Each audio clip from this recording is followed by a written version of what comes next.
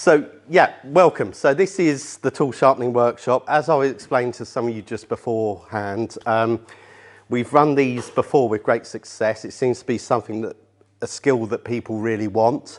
And as someone that's been doing this, oh goodness, nearly 30 years, I've sort of worked out some of the simple ways to do things and the different ways to do things, because you could, you will see on YouTube, there was something I discovered recently. There was 3 ways to sharpen, and there's 3 guys that show you how to sharpen a tool. But they show you for every single tool. These videos go on forever, and it's just 3 guys going, I'd sharpen it like this, I'd sharpen it like this. So you will probably get lots of different opinions on how to sharpen stuff. I'm just going to sort of show you what I think might be the safest, easiest way to do things. But I might say, you could do this alternatively and stuff like that. This session is free. It's funded from sort of 2 angles.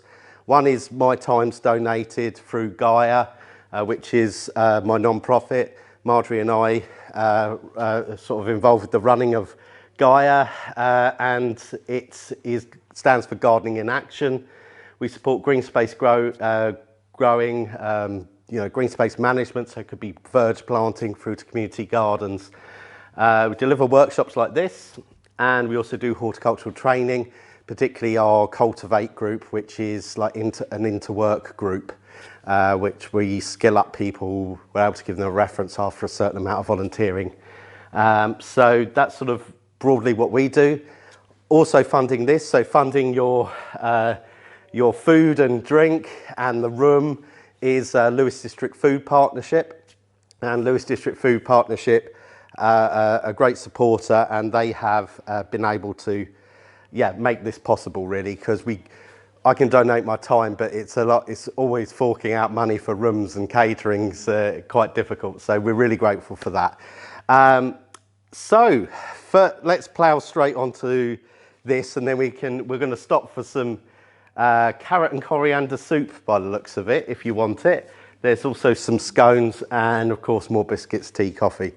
So I'm going to do a quick sort of demo.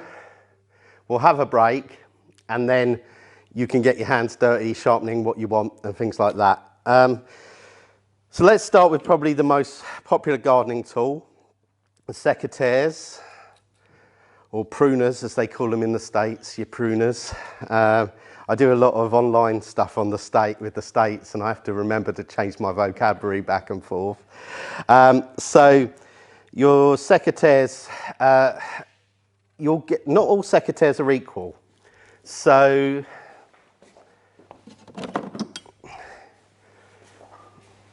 I've not got my expensive, I think to replace them now would be about 70, 80 pound Felcos.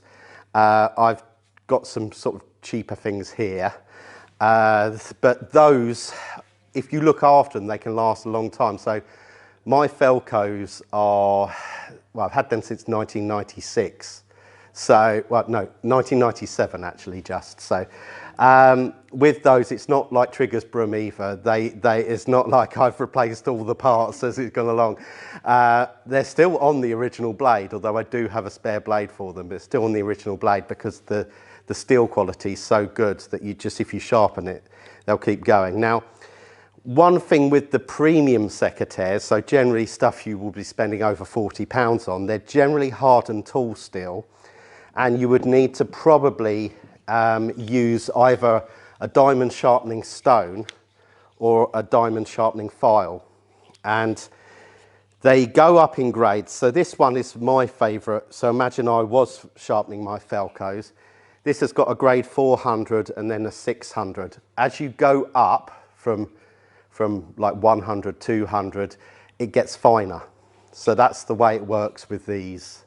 So this is nice because it's told me it's got a 400 and a 600 there, so I can tell the difference, but you can normally feel the difference. It gets a bit harder sometimes as they get older, if it's a cheap file like this. So again, the more you spend, the more you'll get. So with diamond plated stuff, it can either be like sort of resined on, or it can be kind of heat treated on. And the heat treated stuff is more expensive. it's not as such heat treated. It's a sort of special thing they do. But I've gone for the cheap one because, to be honest with you, I just like to keep a nice flat file and then just replace it when it finally gives up the ghost. But I'm not expecting this to really ever wear out. I think I'll wear out before it. So, diamond. So it's got bits of diamond. So yeah, tiny crushed bits of diamond in there. And they're either, yeah, sort of resined on in such a way that the resin is so hard, or they use a special, like I want to say electrolysis, but I don't think that's quite the right word. But they essentially use an electrified system in a tank in which it sticks all the diamonds to it, and you get different grades. And the great thing with diamond stuff is it kind of doesn't, unlike a conventional file, it doesn't really wear out. And if it does wear, it wears evenly, unlike a conventional file that can wear in all sorts of bits. And particularly with a sharpening stone, that can wear everywhere. So, so that's really good. You can get them in stones. So that Felco do a lovely little sharpening stone. They actually do two types, which are like more expensive than that pair of secateurs, but they're lovely tool, and you can just get in there and sharpen. But you can get these, and these are about £10, and you can use these for pretty much everything. That's a diamond file, and you will get it on all popular, you know, internet sites owned by astronauts. But you can also you can probably find stuff like that down in your local tool shops. So often when we're holding tools, we just want to make sure we're holding secateurs in a way where they're most secure, and that when we use something, we're not going to strike ourselves. So normally that is the favourite way of holding a pair of secateurs. But if holding it in any other way is easier for you and more safe, then do that. The other thing is that we want to wear gloves. So, because everyone's always blasé. I've got lots of gloves, by the way. Everyone's always very blasé on this, and then someone always cuts themselves. So, but holding it securely like that, and then what we're doing is we'll start with our lower grade, so 400 first, then we might give it a few on 600. And we can decide whether we're going to do it dry, which is absolutely fine, or whether we're going to do it wet. Now you could do it wet. I'm going to cover cleaning in a moment, but you could use a bit of cleaner. You could use water, you know, to do it. What I actually prefer is to either use an oil or a tool, like a tool cleaning product. You get certain tool cleaning products, but you just be careful. Some tool cleaning products are very strong, and you should only really have them on for about 10 minutes. It will say on like the can or the tin on that. I prefer the slightly milder stuff. You can get some eco-friendly stuff, but oil, this is just 3-in-1 spray on oil, so I could give that a spray. Because these are clean, so I don't need to worry about that. And then I can sharpen, starting with 400 first. And what's great is most of these secateurs have like a little bevel there. You see like a raised bit above where the blade is. And you know which side the blade is because it's the side which has got a slant on it. And then you're holding it securely, and then you'll just can script like that.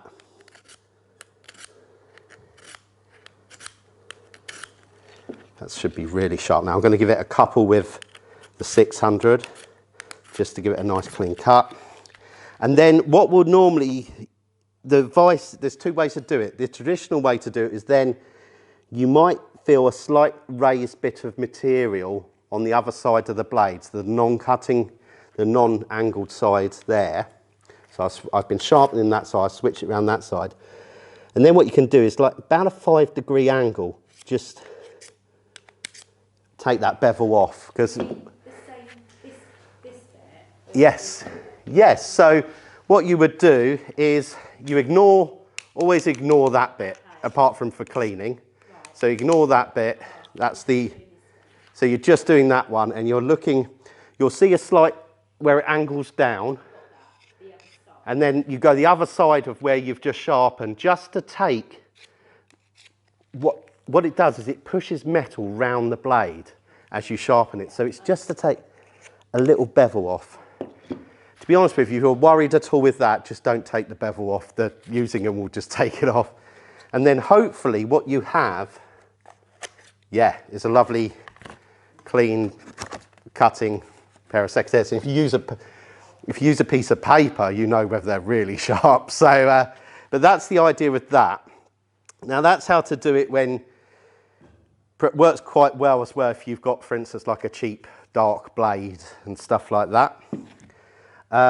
But here's one here, which are dirty, but also got a silvery blade. So what I could do first is I could clean them with just some, this is actually extreme bike cleaner, and a wire brush. And again, I like to just like maybe hold it on the table or something while I'm doing bits. And that I'm cleaning that whole anvil area as well. Now secateurs will have two types of design. They will have what we call anvil type, where they just cut onto a flat base. I've probably got some of them somewhere. And then we've got, oh, there we go. So that one there just cuts onto a flat base. And then bypass will cut past the anvil. So we'll cut past it. So, and what's the benefit or difference? Well, you'll tend to find cheaper ones, or ones that are designed to cut through thicker material, will have that flat anvil. And then the ones which give a better quality cut tend to be bypassed, tend to pass that anvil, so they don't cut straight on it. Where the blades sort of cross over. Have you seen those before? Oh, crossover. Yeah, they're weird also. Oh, I know what you mean. Yes, they're particularly popular with the Japanese type manufacturers and stuff. Yeah, and it's a similar idea to bypass. So they give a very good quality cut, particularly for small materials. So, yeah, good design actually. Are there particular plants that you should ideally use the bypass one with? Are there, and I'm repeating for the camera, are there particular types of plants that you should use the bypass cutters for? No, they'll work for all of them. What you just tend to find is that the anvil ones are generally cheaper in secateurs. So bypass are normally more expensive. But on some things like loppers, I don't know whether I've got any anvil loppers, but there we go. So these are bypass loppers, which give a lovely clean cut. And I deliberately, although these are very cheap, I have them like that because I want good quality cuts on what I'm using. But if I was cutting material that was very big, or which didn't matter if I crushed the branches because the whole plant's coming out, then anvil were normally what's going to do the job, because they often will cut larger material. But yeah, that's sort of really it. I mean, I would always favour bypass myself. I just think they give a better quality cut. So, and as far as what plants, doesn't really matter. The main difference is if the plant's coming out, it doesn't matter how clean the cut is. But if you can use these for, use bypass for anything living, it's better. But particularly plants which are more susceptible to die back. So roses, fruit trees, things like that. But all I'm doing now is with my wire brush. You could use wire wool instead, but I just find a wire brush is safer. And I have got a tiny little wire brush somewhere, which I'll find, which is like a toothbrush size, which work quite well for secateurs. I've also got scrapers on these wire brushes, okay, and that's so I can scrape off any really stubborn material if I've got a lot of sap on there or something like that. And I'm just going to quickly wire brush off, and then what I can use is a piece of sandpaper as well if I want to. And what I might do is just get the sandpaper a tiny bit oily. That's it'll just work better.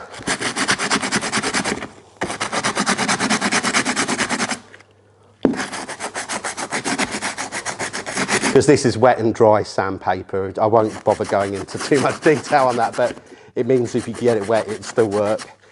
And then what I'm trying to do, you see, is just to get all the sap off.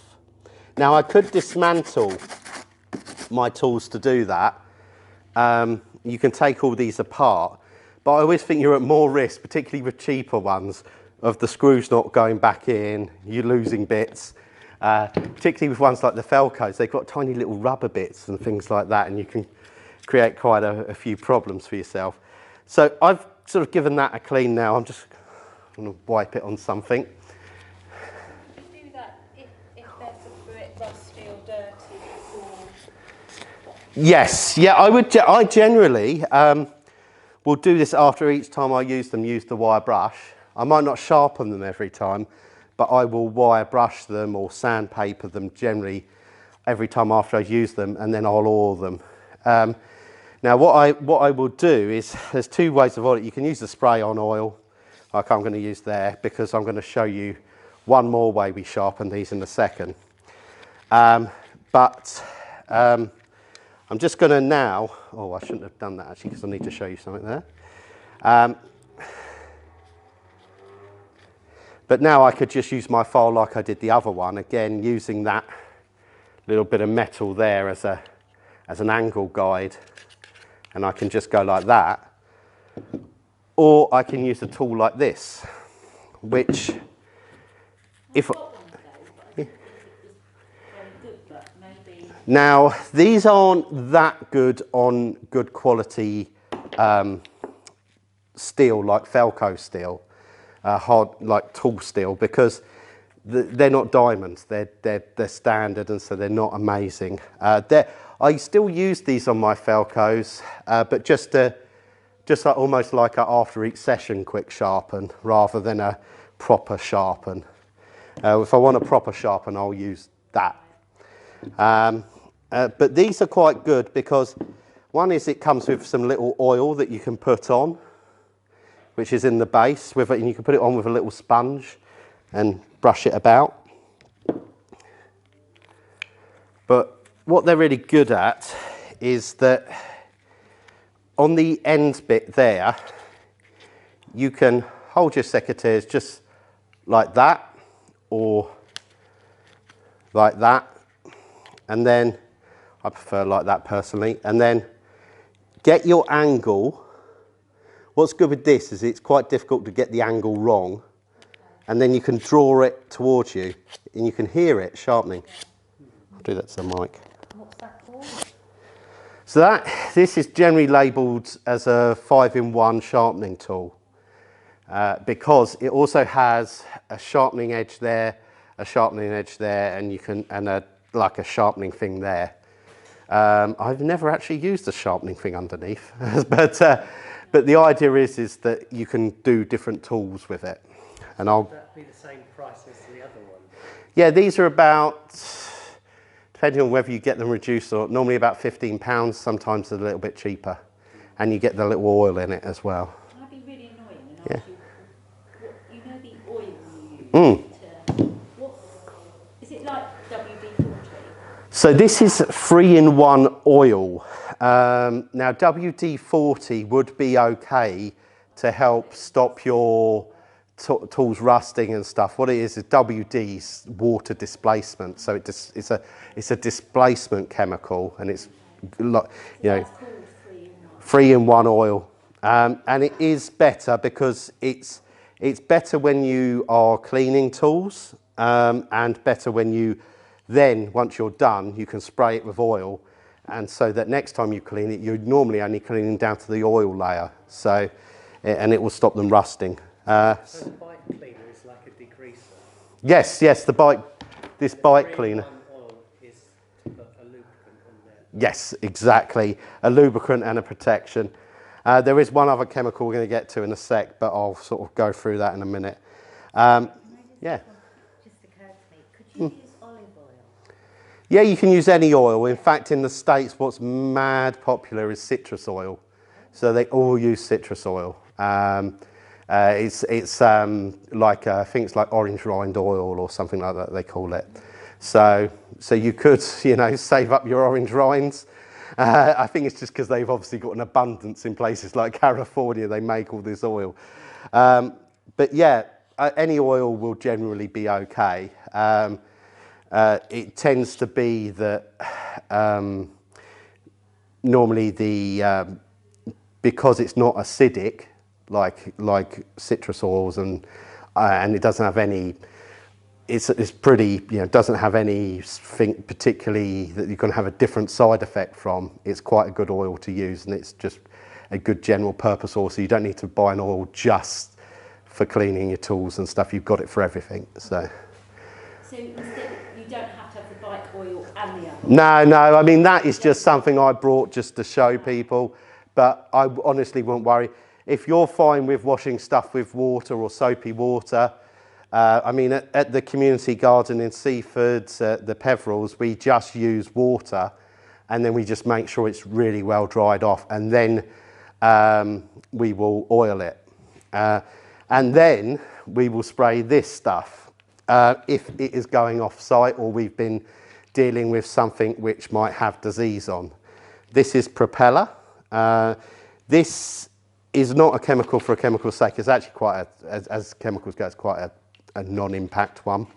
And what this is it's generally sold as to use on workwear and stuff like that, and particularly your shoes, to stop spreading like plant diseases and things like that. You could use disinfectant, and I have in the past. So the reason we use Propeller is just because of its low impact on, and also, you know, this is what Hampton Court uses, the gardeners there. So I just asked them what they use, and they said this, and I investigated, and I said, well, it's good enough for them. So why not? But this is only really available to the trade. Using standard Dettol or whatever would be okay, would be fine. So what you just, because what you're trying to do is kill any fungi and kill any plant diseases, and any tiny little microscopic pests might be there. But generally the cleaning activity would get rid of them anyway. And then what I would do is, once I've oiled it all, I would then spray it, any of the cutting area, etc., with this. But I definitely want to make sure I've oiled it first, because otherwise you're introducing something which could essentially help it rust. So if it's not going off site and we haven't cut anything particularly diseased, we won't spray it with this. But everything that comes on site tool-wise, we spray it before we use it. And that goes, I use that on my boots and everything. So when I'm going from site to site, I'm always spraying my boots because I don't want to spread diseases around. That's the one last tip I'm going to show you with this, which is why I've got all these Sharpies here, is it can be quite difficult to understand how to get a sharp edge, particularly if you're having to take a lot off because there's a lot of dinks in and stuff like that. So what we would do is we would make sure we've got a clean surface to work with. So I definitely would want to oil it afterwards with this. I take my marker, my Sharpie I find works best, and then I go round, again sort of using that as an edge, and I'm going to come round with this just so you can see what I've done. But what I've done is I have, and I'm going to show the camera first. So what I've actually done is marked the cutting edge of the tool. Is that So you so can, you can see any dents?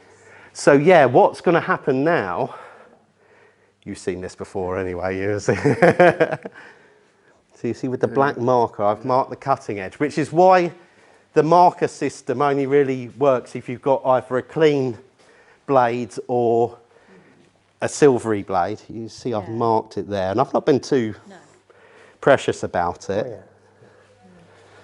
Oh, yeah. Yeah, and now I find it works particularly well with these tools. So now when I'm going like this,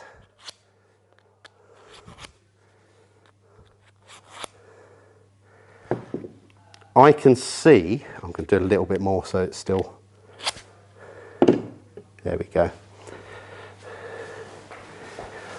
Show the camera first. I can see where the bits of black are left. So I can see I've done all right down there. I can see the silver, but the black's still at the top there. So you can see where I've taken some off there, and you can see also then whether you've got your angle right, particularly when you're using a file. So you can see there's some black there, then there's silver, and then there's a bit, maybe a bit. That's a really good way of marking, isn't it? It is. Oh yeah. It's probably the best tip you're going to hear tonight. So see it's black there and then white there. So it's particularly good when you're using stuff like this because it's often difficult, particularly when you're first getting into it, to sharpen evenly, or get the angle right. So this will tell you. And what you'll normally find as well is it will really show to you how easily you can miss the little bit in the crevice there.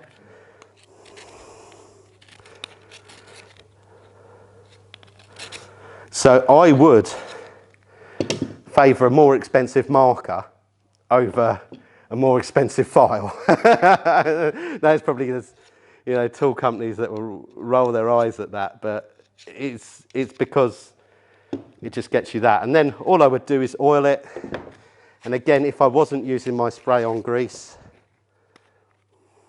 just use this. I think all of these should be open. Yeah. And I can just put this oil onto the sponge, or I can put it directly on and then use the sponge. It's just a tiny little bit. Just a tiny drop. And then you'll see how far it goes. And you can do everything there with it. I'd obviously be prioritising the blade, but now if I was taking it apart, I would probably oil bits. And I might take one apart later if we really want to. But if I was in there, I'd probably be using a bit of grease. So this is a grease gun, and I'd be putting grease in between. You see right in the centre where the movement is. I find mine stick a lot. Is that... It could be that, or it could just be resin that's on the blade. But if they stick a lot, it could be that there's, a bit of grease might benefit it. We can have a look at yours as well tonight, so that's good. But that's it done. And then all I would do is, if it was going off somewhere, do that. And that's it. So that's a pair of secateurs. What we're going to do is have a soup. Then you're going to sharpen a pair of secateurs each. I've got lots in there, don't worry. And then we'll quickly talk about larger blades like loppers. And at the same time as loppers, I'm going to talk about spades because it's the same thing. So that's perfect because we've got some big grass shears, like big shears there, edging shears, which are just, you do them the same as loppers, edging shears, and spades, all done the same way pretty much. So that's really good. Right, let's have some soup. So loppers, they are like a big set of secateurs. But what you will generally find is you couldn't use that little tool to rasp on there. On this 5-in-1 tool, there's actually an edge where it points scissors one side, which is quite a soft one, and then you will see like a pair of like shears type picture, which will point to the other side, and that's the side you could use on loppers, and you can hear it. I'll do it to the mic. So you can hear that there, but also you can use your standard file, and you notice where I'm holding my thumb there because I'm using that to get the angle. Okay, so I'm using my thumb as a sort of finding the angle. But again, what would be best would be your diamond one. And of course I would probably oil it first before I started sharpening. You can sharpen dry, and I've never had an issue with sharpening dry particularly, but it is better if you can, or have something lubricated when you're cleaning. And again, with these, you can use your Sharpie so you can actually see what you're doing.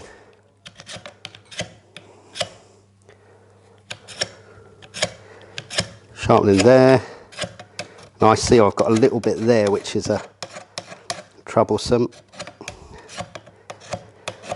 Now as for, and then again taking the burr off with about a 5°, you will find more of a burr, that little bit of metal that's bent round with loppers, but that's just like that. And then I would oil them, spray them if I needed to, put them away. So you will find if you get lots of dinks and things, lots of dips and things like that, that you could use a big file or a diamond file and just go there for ages. But sometimes I sort of say if you've got a lot or there's a particularly big dip in that, I just kind of try and live with it, because you're more likely to just lose the cutting edge. I've only given this a quick one, but let's see how it cuts. Yeah, so it's a nice clean cut. You know when you've done a bad job because it kind of tries to chew it or cuts at an angle. So that's that. And then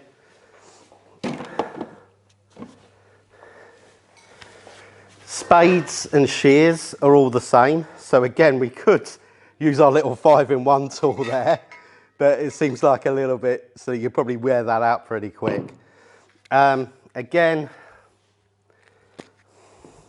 it's always good. You notice how shiny this is because it's been oiled. So even though it's stainless steel, I will still oil it so I don't get any sort of surface pattern. But also then when I'm cleaning that spade that's been out in the mud, I'm cleaning back to the oil and it cleans off really nicely with stainless steel. So I'm just going to give that a little bit there. And then normally you're using a big dirty file like that or that, or a sharpening stone. So sharpening stones are quite popular for spades, for shears, scythes, things like that. And you would use it exactly the same way, but your sharpening stone, if it's a wet stone, you might just have it in like a little tub of water or a bucket of water. But if you're out in the field, what we used to do when we used to do scything, which is why I no longer do scything, because I did about a week solid, 8 hours a day doing it once, is you usually just spit on it and then away you go. But you can see, you can hear, and it's having a good stance, excuse me, when you do it, so that you're safe. You're not, I'm a bit more bent over than I would normally be because I'm showing you in the camera, but I would normally be a bit more upright. But also, so you're doing it safely and you're not going to strike yourself. I'm still wearing my gloves, but not too important with these. And I could do it again with the diamond file just happily.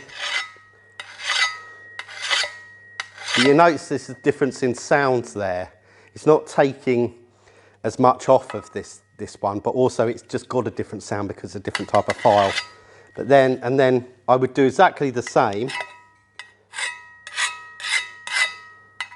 taking that burr off. And then you've got a nice sort of, you'll never get it as sharp as, there's no way I'm going to cut through some cardboard with that. But it just gives you a clean edge to be able to dig with. And also people use spades for sometimes maybe taking suckers off at the bases of fruit trees and stuff like that. So a sharp spade is quite important for that. So that's sort of the idea with that. I will, if I'm okay to borrow your scythe thing for a second, because this is just something that's, I so rarely use my scythe. So I've got got a couple at home, but I haven't got a big one, like a big thing anymore, because like I say, I'm absolutely sick of them. But, That looks really scary. yeah, so it is. So what you'll find, you'll have like a flat edge, which would be the bottom when you're doing it, and then you'll have this sort of slight angled cut edge here, and it can go right the way back about, you know, on this one it's going back maybe 1/2 inch, 2 centimetres, 3 centimetres, something like that. But the actual edge is right on the right there, just like your secateurs. Again, with this, I'm not going to sharpen it all for you, sorry. But what I would be doing, oil it. I could go down the route of using the marker pen on that and really just rub it on well. But again, I'm going to hold it somewhere where I feel that's safe, secure, and so I can sharpen away from me. And I just go like that. When you've got a big one, what you tend to do is you'll actually be sharpening like that with a sharpening stone normally. And as you see, I'm doing that freehand just because my body's used to the angles. But just be careful with the angles. That's why sometimes the marker pen can be your friend. But yeah, I'll let you carry on with that. But actually, you might actually be able to cut. Don't know. Oh, it's getting. I won't take too much. It's still tearing, but it wouldn't take too much. I reckon you'll be able to cut the cardboard with that one. So that's a really nice tool. I'll close it without closing it on my fingers. There we go. But that's, and again, you would take the burr off on the bottom, the flat, just slightly. Just take that. But that's a lovely tool, that actually. There we go. And then your shears, I'll probably pick on your shears as well. This is the same for this type of shear as it is for various different angles of grass shear, like we've got some grass shears there. Exactly the same, holding it in an angle that feels secure and safe. What I often like to do is kind of lock it in on the table like that. I'll oil it, and then I'll try and get my angle right like that. I can't really get the angle right and not catch my thumb on that, so. And I'll just do that, and then I'll go and take that burr off. So I'll be doing that. Imagine I'm doing a lot more than that though, sorry. You're gonna have to do a bit more. And then I'll flip over onto the other blade, oil it, do that, take the burr off. Now, sometimes people choose to dismantle these, and I'll be honest with you, sometimes it is easier, but for a quick sharpen, that's often the best way. And also, whenever you dismantle something, there is always the risk it won't go back together. Some things like threads can fray, washers can deteriorate and stuff like that. But yeah, and the biggest thing I think with anything that's sort of, particularly shears get really sappy because you're normally cutting very sappy wood, is really good amount of scraping and try and get it as clean as you can. And then once you've oiled it, you know the next lot of sap will hopefully just sit on that oil if you're lucky. But that's sort of them really. Is there anything else that we've got that I need to show you how to sharpen? Oh, there is one thing, isn't there? So, saws.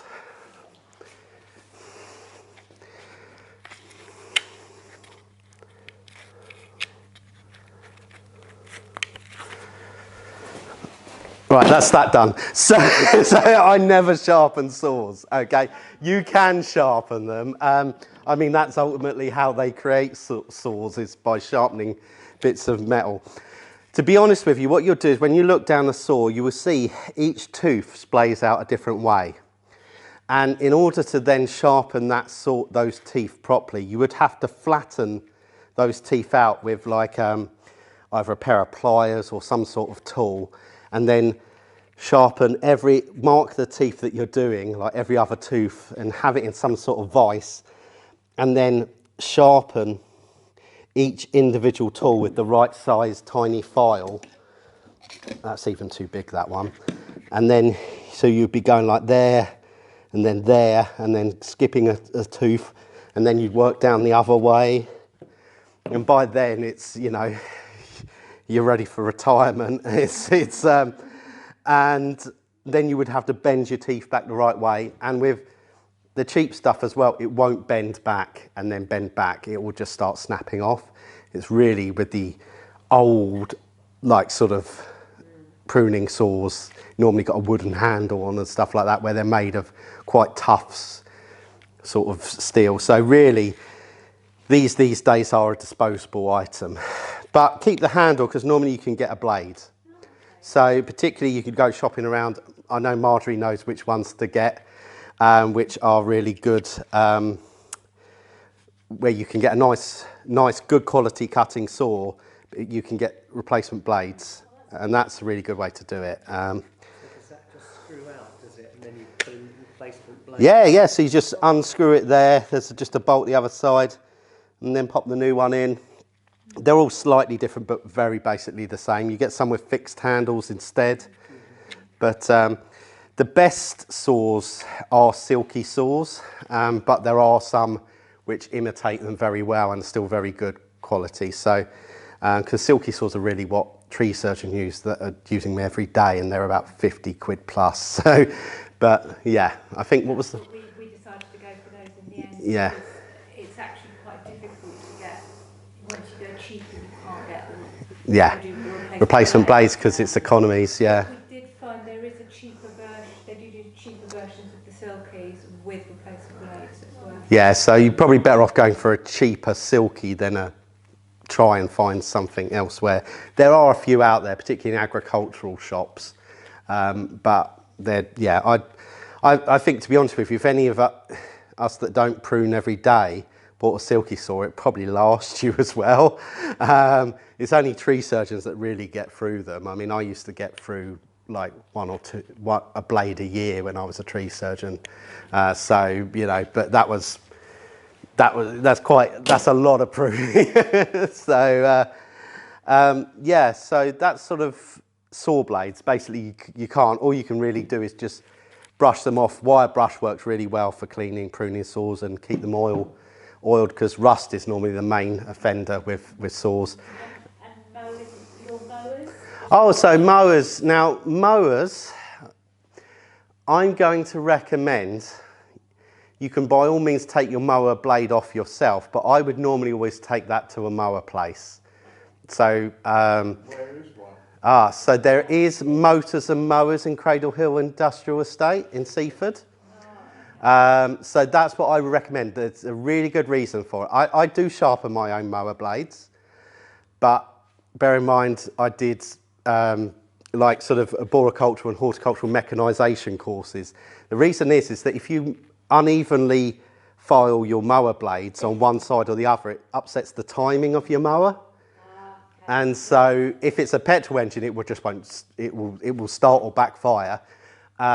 If it's an electric one, it will just not be happy. It will probably end up blowing, you know, something will go wrong with it. So it's really important with a mower blade to make sure it's evenly done, but it does work exactly the same way as I showed you with the spade, with the shears. It's just a matter of taking off material, but taking it off evenly. And it's, you know, even to be honest with you these days, quite often I will, if I can't be bothered to do bits or I'm in a rush, I will throw one into Mowers and Mowers and just get them to do it, because it'll take them 2 seconds. They'll literally do it on a rotate machine and just quickly do it. And you know that if they mess it up, you can take it back and just go, it's upset the timing, you've done something wrong. Big thing with mowers as well is it can get lots of dinks in, and that's always difficult. Sometimes you just have to live with those dinks because they go so deep. If you get a really big, like, dink in the blade, probably just best off replacing them. And what I will normally have, although I just realised to myself I don't at the moment, particularly if I've got petrol ones, I'll have a replacement blade always to hand, so I can quickly swap it over. But because my petrol mower doesn't really do work these days, I try to do everything by battery or by hand or whatever. But we still need it for certain jobs.